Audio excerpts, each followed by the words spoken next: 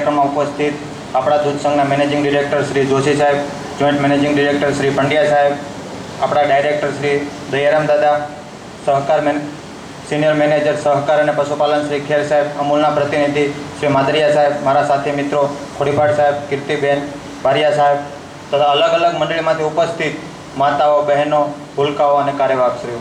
હવે બેને આપણને સ્વચ્છ દૂધ ઉત્પાદન કઈ રીતે કરવી એની વિશે વાતો કરી. હવે આપણે બધા પશુપાલન સાથે સંકળાયેલા, એટલે પશુ સંવર્ધન, પશુને કઈ રીતે વૈજ્ઞાનિક રીતે એનું પાલન પોષણ કરવું, આપણે કોઈ પણ પ્રકારની તકલીફ ન આવે, તકલીફ આવે તો શું કરવું એના વિશે થોડી વાતો કરવાની છે. હવે આપણે અત્યારે જે પશુપાલન કરીએ છીએ આપણા વડીલો જે રીતે કરતા એ રીતે જ કરીએ છીએ, એટલે ટૂંકમાં વારસાગત પશુપાલન જ કરીએ છીએ. હજી આધુનિક પશુપાલન તરફ આપણે વળ્યા જ નથી. એ દિશામાં આપણને જે રીતે માર્ગદર્શન હોવું જોઈએ, જેટલી ખબર હોવી જોઈએ એટલી ખબર છે તો અપનાવતા નથી, અથવા તો ખબર નથી, બે વસ્તુ હોય છે.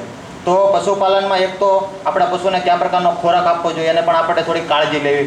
આપણને ખબર છે કે પશુને સમતોલ ખોરાક આપવાથી પશુને દૂધ પણ વધતું હોય છે, એમની તંદુરસ્તી પણ જળવાઈ રહેતી હોય. હવે સમતોલ ખોરાક એટલે સૂકો ઘાસચારો અને લીલો ઘાસચારો. હવે સૂકો ઘાસચારો આપવાથી પશુને ફેટ વધે. અત્યારે જે ઉનાળાનો સમય છે આપણે વધારેમાં વધારે સૂકો આપતા હોય એટલે આપણે સારા એવા ફેટ આવતા હોય છે. અને લીલા ઘાસચારાથી દૂધ વધતું હોય છે. એટલે જો આ બંને બેલેન્સ જાળવી રાખીએ તો આપણા પશુને સારા ફેટ પણ આવે છે અને આપણું પશુ સારું દૂધ પણ આપે છે. પણ આપણે શું કરીએ, જ્યારે ચોમાસું હવે શરૂ થશે થોડા સમય પછી, એટલે એક ધરું લીલું જ ખાશે, સાથે સાથે બકડિયું ભરીને ખોળ આપશું તોય જેવા અત્યારે ફેટ આવે એવા ફેટ નહીં આવે. એટલે ફેટ બકડિયા ભરેલા ખોળમાં નથી, ફેટ જે આપણા પશુને સમતોલ આહાર આપીએ ને એમાં છે. એટલે ખોળને બદલે દાણમાં, એટલે જ્યારે સમતોલ બધા જ પ્રકારના પોષક તત્વો મળી રહે એમાંથી ફેટ વધે છે. એ જુનાગઢ યુનિવર્સિટી છે, ત્યાં પોતાનું તે મોટું ફાર્મ હોય છે, ગાયો અને ભેંસો બધું રાખતા હોય. તો 10 ગાયોને એકલો ખોળ ખવડાવ્યો, 10 ગાયોને દાણ ખવડાવ્યો અને 10 ગાયોને એકલી ચૂની ખવડાવી. તો જે ખોળ ખવડાવેલો હતો, જે એકલી ચૂની ખવડાવેલી હતી, એ પશુ આગળની પેઢીમાં ધીરે ધીરે દૂધ ઘટતું ગયું હતું, અને જે પશુને દાણ ખવડાવેલું હતું એ પશુને ક્રમશઃ પેઢીમાં દૂધ પણ વધતું જતું હતું અને ફેટ પણ વધતા જતા. એટલે સમતોલ દાણ, સમતોલ ખોરાક ખવડાવવો જોઈએ. હવે દાણ પણ કઈ રીતે ખવડાવવું, 1 લીટરે 1/2 કિલોગ્રામ જેટલો. એટલે જો આપણું પશુ 4 લીટર ટંકનું દૂધ કરતું હોય, દિવસનું 8 લીટર દૂધ કરતું હોય, તો એને દિવસનો 4 કિલો દૂધ માટે અને 1 કિલો દાણ એના શરીરની જાળવણી માટે, એટલે 5 કિલો જેટલું દાણ ખવડાવવું જોઈએ. એટલે જે પશુ 8 લીટર દૂધ કરે છે ને એ પશુને 10 દિવસે 1 દાણની બોરી જાય એ રીતે ગોઠવણ કરવી જોઈએ. આપણે ગમે એટલું દૂધ કરતું હોય અઠવાડિયામાં 1 બોરી ખાલી કરી જ નાખીએ છીએ, એટલે ખોટા ખર્ચા કરીએ છીએ, એને જરૂર કરતાં વધારે આપીએ છીએ. આ ઉપરાંત આપણે પશુપાલન કરીએ છીએ તો એમાં અમુક કાળજી પણ લેવી પડશે, એનું મેનેજમેન્ટ કરવું પડશે. બાકી મોટી મોટી કંપનીઓ હોય, સંસ્થાઓ હોય, એના માટે તો સ્પેશિયલ માણસો રાખેલા હોય છે મેનેજમેન્ટ કરવા માટે. એ માણસો ખાલી બધી વ્યવસ્થા જ કરતા હોય, તો આપણે તો એવી એટલી બધી પહોંચ્યા નથી. તો એના માટે મેનેજમેન્ટ એટલે આપણે એની પ્રાથમિક જાણકારી પણ હોવી જોઈએ. હમણાં થોડા સમય પહેલાં લગ્નની સિઝન ગઈ, ત્યાં આપણે બધે જ્યાં જમવા જતા હોઈએ ત્યાં ડીશ વ્યવસ્થિત રીતે માલિકે સાફ કરેલી હોય તો પણ આપણે એ વખતે હાથ ફેરવી કે રૂમાલથી સાફ કરીએ. શું કામ? કે થોડીક પણ ધૂળ ન હોય એટલા માટે. તો આપણા પશુને જે આપણે નીરીએ છીએ એ રીતે વ્યવસ્થિત ગમાણ છે.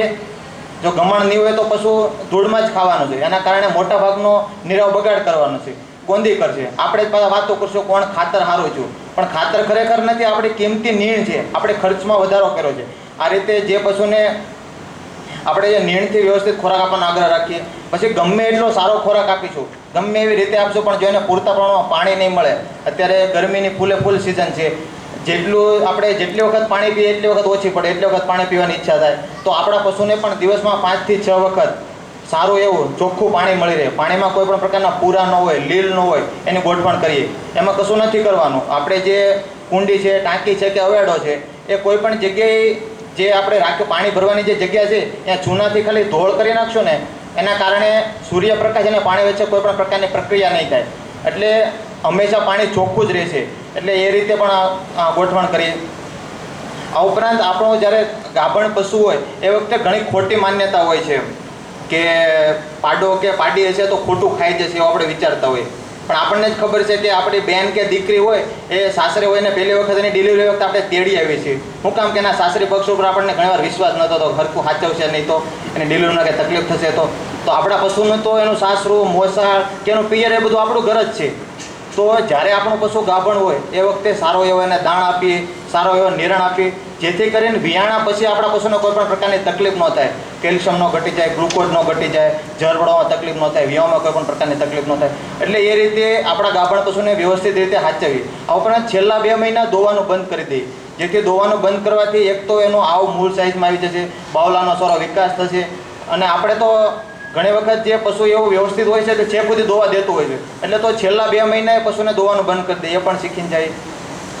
ઉપરાંત જ્યારે આપણું પશુ વિયાણા પછી જે બચ્ચું આવે છે એ બચ્ચાને વધારે કાળજી લેવી પડશે, કારણ કે બચ્ચામાંથી તે મોટું પશુ થવાનું છે, એમાંથી આપણને ફાયદો થવાનો છે, એ દૂધ આપવાનું છે. તો જ્યારે બચ્ચું આવે તો એવા સમયે એના નાકના ભાગના, મોઢાના ભાગમાં જે ચીકણું દ્રવ્ય હોય એ દૂર કરી નાખીએ. આ ઉપરાંત તરત જ તેના નાળને 3 થી 4 સેન્ટીમીટર દૂર કાપીને ત્યાં ટિંચર આયોડિન લગાવી દઈએ. હવે ટિંચર આયોડિન શા માટે? ટિંચર આયોડિન લગાવવાથી એક તો જ્યાં લોહી નીકળેલું છે ત્યાં લોહીમાં રાહત થશે, લોહી નીકળતું બંધ થશે. આ ઉપરાંત જ્યાં દુખાવો છે ટૂંટાના ભાગમાં, એ દુખાવામાં પણ રાહત થઈ જશે. એટલે જે આપણે પશુને જે નાનું બચ્ચું હોય ને ટૂંટો પાકવાની જે બીમારી જોવા મળે, એ બીમારી ટિંચર આયોડિન લગાવવાથી ઓટોમેટિક દૂર થઈ જશે. આ ઉપરાંત આપણને પણ કામ કરતાં કોઈ જગ્યાએ ઘા થયો હોય, લોહી નીકળ્યું હોય, તો એવા જગ્યાએ ટિંચર આયોડિન આપણે પણ લગાવી દઈશું તો આપણને પણ એમાં ઘણો એવો ફાયદો થતો હોય છે. આ ઉપરાંત જે બચ્ચું હોય ને અડધી કલાકની અંદર ખીરું પીવડાવી દેવું જોઈએ.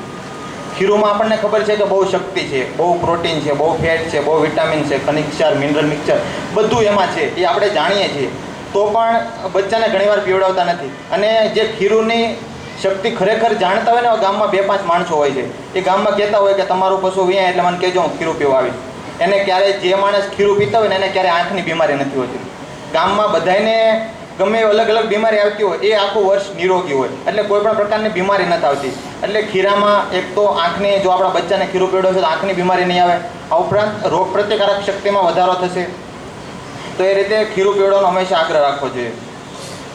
આ ઉપરાંત આપણે બધા પશુપાલન વ્યવસાય આપણી જરૂરિયાત છે એટલા માટે કરીએ છીએ. પશુપાલનના વ્યવસાયમાંથી આવક લેવી છે, પશુપાલનના આવકમાંથી આપણા બાળકોને સારી નિશાળમાં ભણાવવા છે, નાના મોટા જે ઘરે પ્રસંગો આવે પ્રસંગો પાર પાડવા છે.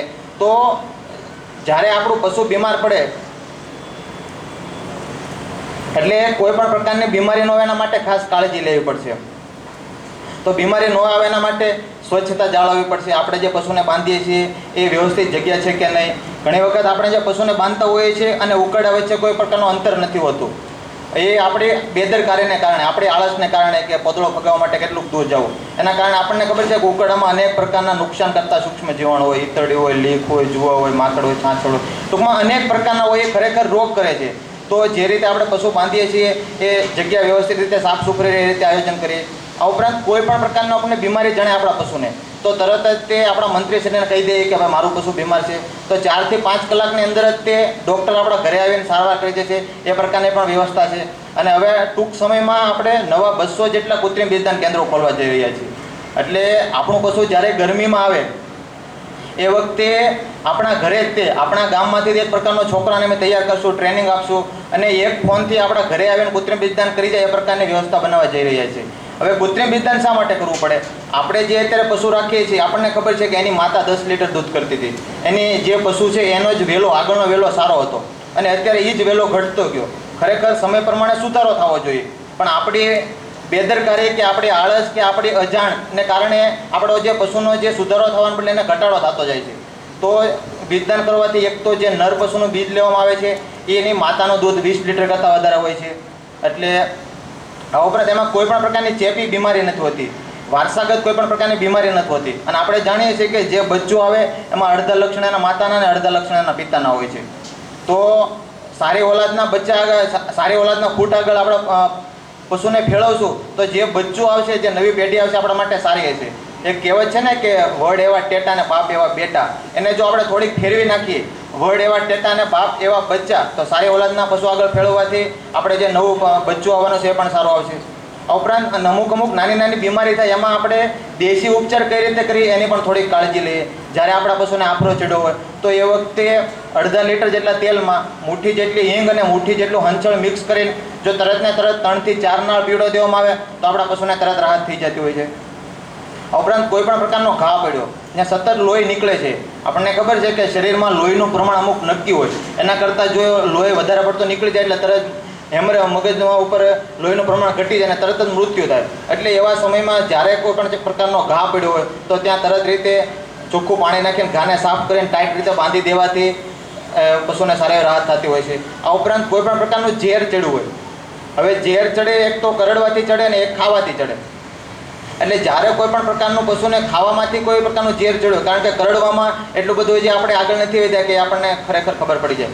તો પશુ ખાવાથી જો કોઈ પણ પ્રકારનું ઝેર ચડ્યું હોય તો ઝેરમાં બધા લક્ષણો આપણને મોટા ભાગે સમાન હોય છે કે મોઢામાંથી લાળો ચાલુ થઈ જાય, નાકમાંથી પાણી ચાલુ થઈ જાય, આફરો ચડી જાય, પશુ ગુલોટિયા મારવા મળે, ધીરે ધીરે પેશાબ ચાલુ થઈ જાય. એટલે જો આવા સમયે આપણને ખબર પડે કે આપણા પશુને ઝેર ચડેલું છે તો એવા સમયે તરત જ તે 1 લીટર જેટલા તેલમાં મુઠ્ઠી જેટલો કોલસો વાટીને પીવડાવી દેવાનો. હવે કોલસો શું કરશે કે જે જઠરમાં જાય, જઠરમાં ઝેર એટલે જે પણ પ્રકારનું પ્રવાહી છે એનું પ્રવાહીનું શોષણ કરી લે છે. એટલે ઝેર જ્યાં સુધી એના શરીરમાં નહીં જાય ત્યાં સુધી એની અસર નહીં થાય. એટલે જ્યાં સુધી ઝેર જઠરમાં રહે ત્યાં સુધી પશુને કાંઈ થવાનું નથી. તો એટલા સમયમાં આવી આપણે નાની નાની કાળજી લઈશું તો જે મોટું નુકસાની આવે એમાં ઘણી વખત આપણને સારો એવો ફાયદો મળતો હોય. અહીંયા એક વાવડી ગામ છે, તો ત્યાં આ રીતે 3 પશુને ઝેર ચડ્યો હતો. તો એ આવી રીતે આવ્યા હતા એટલે એને ખબર હતી કે ભાઈ ઝેર ચડે એટલે 1 લીટર જેટલા તેલમાં 1 મુઠ્ઠી જેટલો કોલસો વાટીને પીવડાવવાથી ઝેરમાં ઘણો એવો ફાયદો થતો હોય. તો આ રીતે કરવાથી એના 3 પશુને બચાવી લીધા. એટલા સમયમાં 1.5 કલાકમાં ડૉક્ટર પણ આવી ગયા હતા. એટલે આવી નાની નાની વસ્તુની કાળજી લઈ, નાની નાની વસ્તુની જાણકારી મેળવવી, જેથી કરીને આપણે જે પશુપાલન કરીએ છીએ એમાં કોઈ પણ પ્રકારનું નુકસાન ન આવે, એને પહેલાંથી સાવધાન થઈ જાય એવી અપેક્ષા રાખું છું. જય સહકાર, જય ગૌ.